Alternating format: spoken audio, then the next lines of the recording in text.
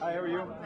Good to see you. A less confident CEO wouldn't have invited our cameras to follow him to the GE stockholders meeting in Greenville, South Carolina. How are you? To listen to gripes about a stagnant share price. I'm doing well. I just want my stock to go up. Yeah, me too.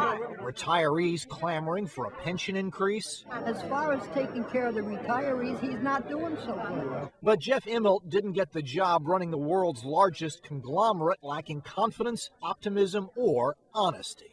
To have a job like this, you have to have courage of your own convictions, because you're going to walk through the field sometimes by yourself.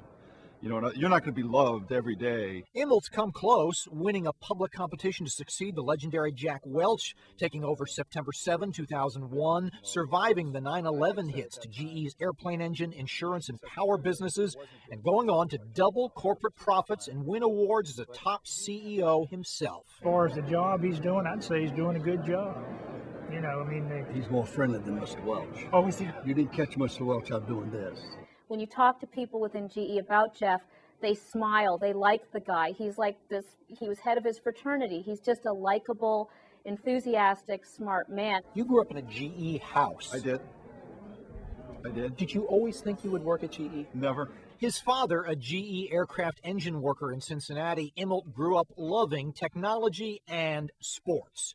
An offensive tackle at Dartmouth, number 79, worked summers at a Ford auto plant. After a Harvard MBA in 1982, Immelt began making his own way.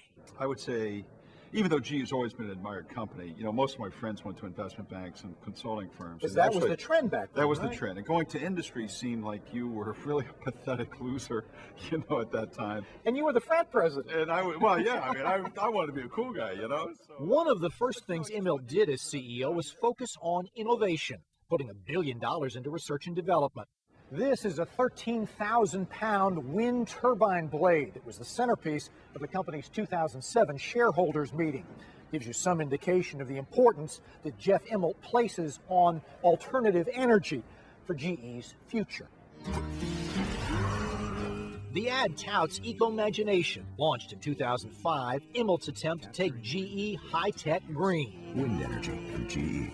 Developing solar power systems, the technology for wind farms, making fresh water in places where it's in short supply. Water desalination from GE. Running GE is a huge job, with businesses ranging from fuel cells to finance, CT scanners to silicone caulk, refrigerators to rail cars to real estate.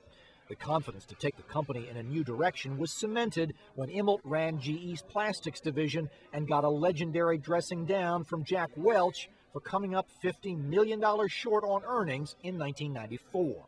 Is that all legend, by the way? No, I think it's fundamentally true. You know, like I say, you know, you don't get anywhere by having a perfect career. Welch threatened to fire him if plastics didn't get back on track. It did. As for the stock, Immelt pulls no punches with shareholders. I own 1.2 million shares of GE stock, including 100,000 shares I bought in the open market last year. I will never sell a GE stock while I'm CEO. Believe me, I am motivated. Sale of NBC would fetch maybe $40 billion, but Immelt seems content to hold on to GE's highest profile asset despite emotional controversies, racially charged remarks by MSNBC talk show host Don Imus, since fired by NBC, and the broadcast of the Virginia Tech gunman's manifesto by NBC News. At 51 and already on the job 5 years, Immelt has no reason not to be confident in his conviction to do it his own way. In Greenville, South Carolina, I'm Jeff Flock for CEO Exchange.